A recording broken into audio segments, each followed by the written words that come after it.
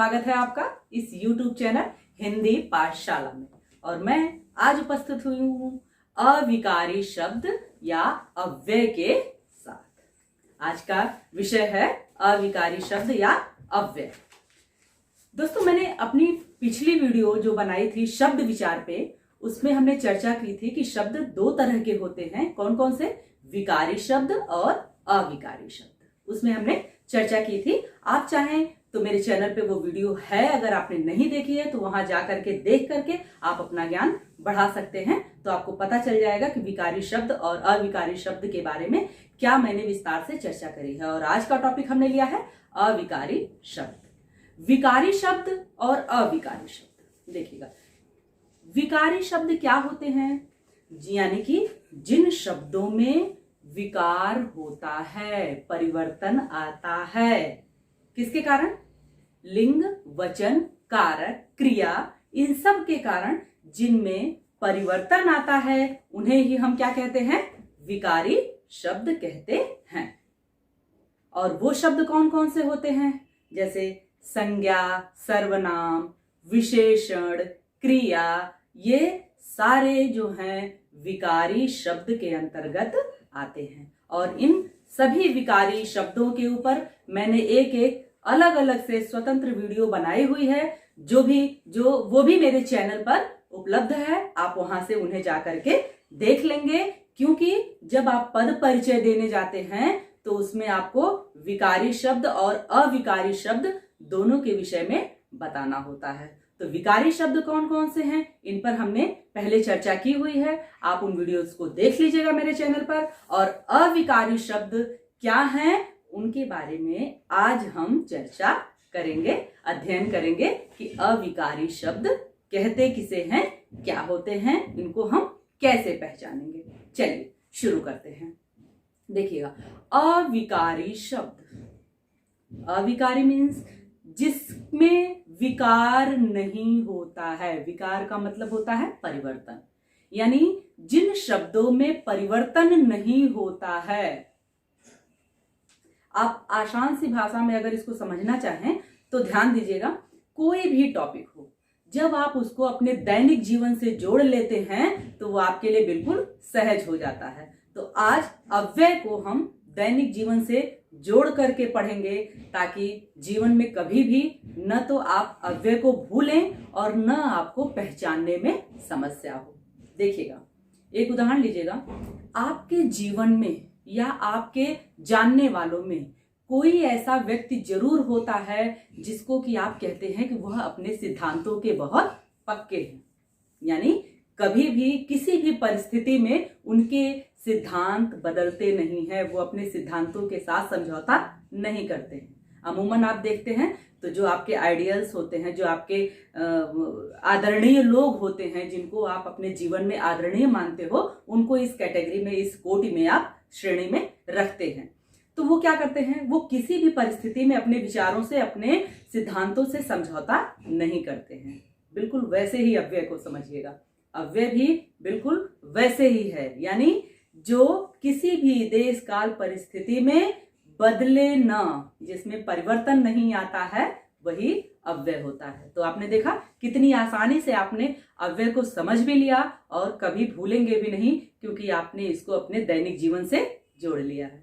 चलिए पारिभाषिक रूप इसका देखते हैं। तो परिभाषा के रूप में अगर आप कहेंगे तो आप यूं कह सकते हैं कि जिन शब्दों में, ध्यान दीजिएगा, जिन शब्दों में लिंग, वचन, कारक या किसी भी पुरुष आदि किसी भी कारण से परिवर्तन संभव नहीं होता है, बदलाव नहीं आता है, उन्हें ही हम अविकारी शब्द या अव्यय शब्द कहते हैं। अब यह भी जान लीजिएगा कि इनका नाम अव्यय क्यों पड़ा।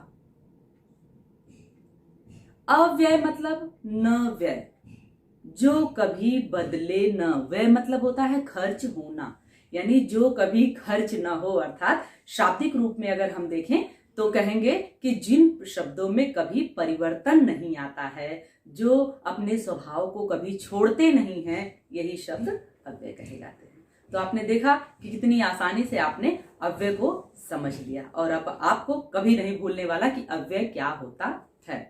कुछ शब्द देखिएगा, जैसे आप उनको देखते ही समझ जाएंगे कि ये कभी नहीं बदलते हैं। जैसे देखिए, आज, कल, तेज, धीरे, ये सारे शब्द ऐसे हैं जो कभी बदलते नहीं है। तो ये सभी किसके उदाहरण हैं?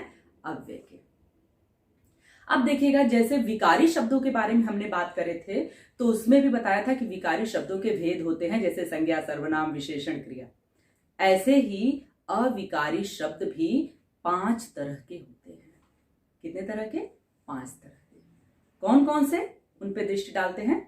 देखिए, क्रिया विशेषण, पहला होता है क्रिया विशेषण, दूसरा संबंध बोधक, तीसरा समुच्चय बोधक, चौथा विस्मयादि बोधक और पांचवा निपात। ये 5 होते हैं जो कि अविकारी या अव्यय शब्द कहे जाते हैं। इन पर एक एक करके मैं चर्चा करूंगी और आज की इस वीडियो में हम पढ़ने वाले हैं पहले भेद के बारे में, जो कि क्या है? क्रिया विशेषण। तो आज हम चर्चा करने वाले हैं क्रिया विशेषण के ऊपर कि क्रिया विशेषण किसे कहते हैं। चलिए देखते हैं क्रिया विशेषण क्या है। वे अविकारी शब्द, ध्यान से सुनिएगा, वे अविकारी शब्द यानी वे अव्यय शब्द जो कि क्रिया की विशेषता के बारे में बताते हैं, क्रिया की विशेषता को प्रकट करते हैं, उन्हें ही हम क्या कहते हैं? क्रिया विशेषण अव्यय कहते हैं। क्या कहते हैं? क्रिया विशेषण। देखा आपने कि क्या करते हैं? ये क्रिया की विशेषता के बारे में हमें बताते हैं। जैसे देखिएगा, बच्चा धीरे धीरे चलता है। चलना क्या है? क्रिया है। अब क्रिया जो चलना है, इसकी विशेषता क्या बता रहा? धीरे धीरे जो शब्द आया है, यही चलने क्रिया की विशेषता बता रहा। तो ये क्या हो गया? क्रिया विशेषण अव्यय। अब देखिएगा कि क्रिया की जब हम विशेषता बताते हैं तो उसको हम कितने तरीके से बता सकते हैं। देखिएगा, हम उसको बताते समय उसके समय से संबंधित विशेषता बता सकते हैं, उसके रीति से संबंधित विशेषता के बारे में बताते हैं, उसके मात्रा के संबंधित विशेषता को हम बताते हैं, और क्या? स्थान संबंधी विशेषता बताते हैं। तो इस तरह से जब हम क्रिया विशेषण की विशेषता बताते हैं तो कैसे कैसे? 4 रूपों में हम 4 तरह से बताते हैं और इन्हीं के आधार पर क्रिया विशेषण के मुख्य रूप से 4 भेद माने गए हैं। कितने भेद? 4 भेद। वो कौन कौन से हैं? चलिए एक एक करके उन पे चर्चा करते हैं और देखते हैं, समझते हैं कि क्रिया विशेषण के वो 4 भेद कौन कौन से हैं। पहला देखिएगा है कालवाचक क्रिया विशेषण। कौन सा है? कालवाचक क्रिया विशेषण। काल मतलब समय। काल पे भी मैंने वीडियो बनाई हुई है, जिसको आप मेरे चैनल पर जाकर देख सकते हैं। तो काल से संबंधित यानी समय से संबंधित जो विशेषता हमें पता चले क्रिया की, उसे हम कालवाचक विशेषण कहते हैं। दूसरे शब्दों में देखिएगा, वे शब्द जो कि क्रिया के घटित होने के यानी क्रिया के होने के समय के बारे में हमें बताते हैं, यानी समय के से संबंधित विशेषता को बताते हैं, उन्हें हम क्या कहते हैं? कालवाचक विशेषण कहते हैं। यानी उसकी क्रिया के इससे समय से संबंधित जो विशेषता को हमें बताते हैं। अब देखिएगा कि इनको हम पहचाने कैसे। कालवाचक विशेषण को हम कैसे पहचाने? तो बिल्कुल आसान सा ट्रिक मैं बताऊंगी, जिससे आपको कालवाचक विशेषण पहचानने में बिल्कुल कठिनाई नहीं होगी। देखिए, क्रिया से जब हम प्रश्न करते हैं, क्या कह के? कब करके। जब हम क्रिया से कब करके प्रश्न पूछते हैं, उत्तर जो हमें प्राप्त होता है उसे ही हम कालवाचक विशेषण कहते हैं। उदाहरण के माध्यम से देखेंगे, बिल्कुल आसानी से समझ में आएगा। चलिए उदाहरण देखते हैं। जैसे मैंने कहा कि हम प्रतिदिन सैर करने जाते हैं। अब यहां देखिए, सैर करने के लिए जाना, सैर के लिए जाना क्रिया है। अब हमने क्रिया से पूछा कि कब कब जाते हैं सैर करने, तो उत्तर क्या मिला? प्रतिदिन।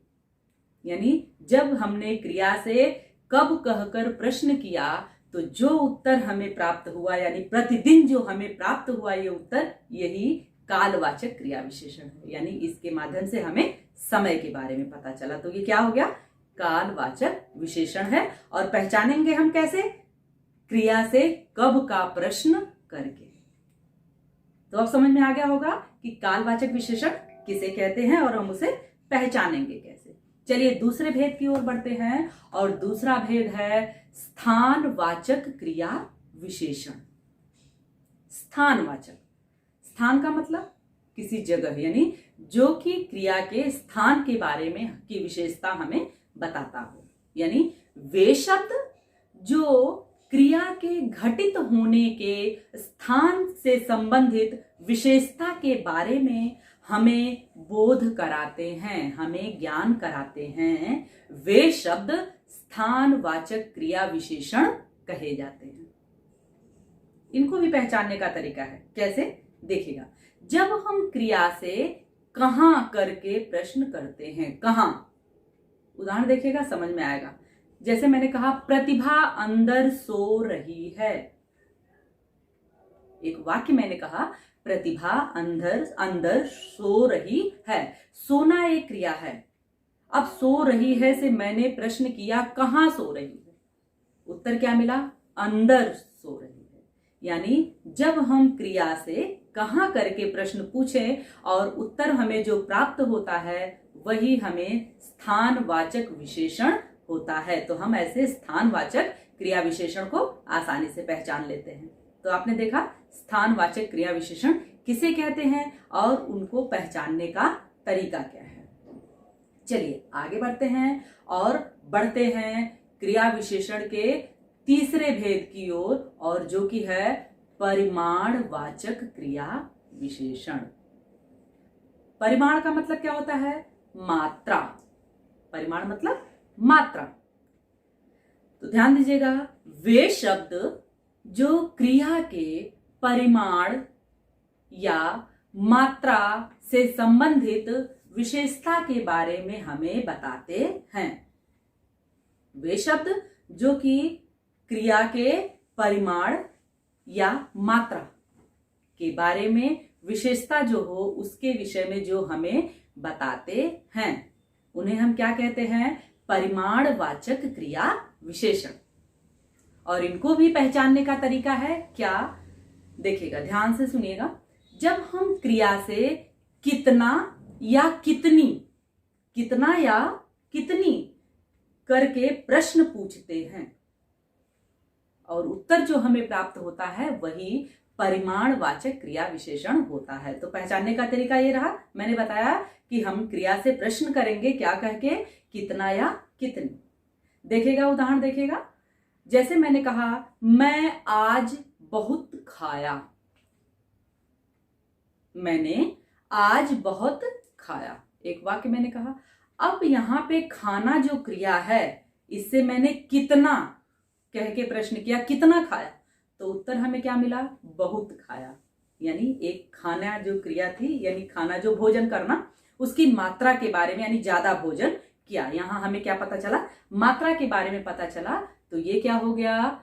परिमाणवाचक क्रिया विशेषण। इतना समझ में आया होगा। चलिए बढ़ते हैं क्रिया विशेषण के अंतिम भेद की ओर, और वो क्या है? वो है रीतिवाचक क्रिया विशेषण। रीति का मतलब होता है ढंग, तरीका। रीतिवाचक क्रिया विशेषण देखिएगा, रीति का मतलब मैंने बताया आपको कि क्या होता है। रीति का मतलब तरीका, ढंग, ये जो होती है विधि, ये सब होता है। तो कहते हैं जिन शब्दों से क्रिया के होने की रीति अर्थात क्रिया के होने का ढंग या विधि का हमें पता चलता है उसे हम क्या कहते हैं? रीतिवाचक क्रिया विशेषण कहते हैं। कैसे? अब देखिएगा, यहां भी पहचानने का तरीका क्या है। हम जब क्रिया से कैसे या किस प्रकार कह करके प्रश्न पूछते हैं और उत्तर जो हमें प्राप्त होता है उन्हें ही हम क्या कहते हैं, रीतिवाचक क्रिया विशेषण कहते हैं। उदाहरण देखिएगा, आसानी से समझ में आएगा। जैसे मैंने एक उदाहरण लिया, शेर जोर से दहाड़ता है। अब मैंने पूछा कि शेर कैसे दहाड़ता है, ढंग मैंने पूछा ना, तो जोर से दहाड़ता, उत्तर हमें मिला जोर से दहाड़ता है। यानी क्रिया के विधि यानी ढंग के बारे में हमें इससे जानकारी प्राप्त हुई। तो ये क्या हो गया, रीतिवाचक क्रिया विशेषण।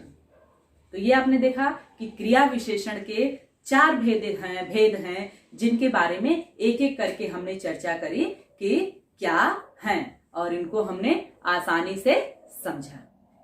तो उम्मीद करती हूं कि ये वीडियो जो कि क्रिया विशेषण यानी पहला विकारी शब्द अव्यय शब्द था, इसके बारे में जिसकी हमने आज चर्चा करी, ये आपको बिल्कुल अच्छे से समझ में आया होगा।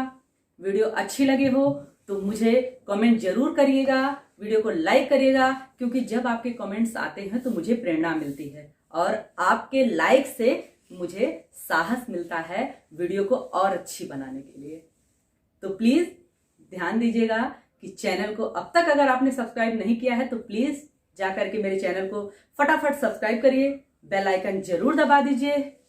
मिलते हैं आपसे अगली वीडियो में, और जिसमें हम चर्चा करेंगे अव्यय के बारे में, और जो कि अव्यय के शेष भाग बचे हुए हैं उनके बारे में चर्चा करेंगे। ये वीडियो देखने के लिए आपका बहुत बहुत धन्यवाद।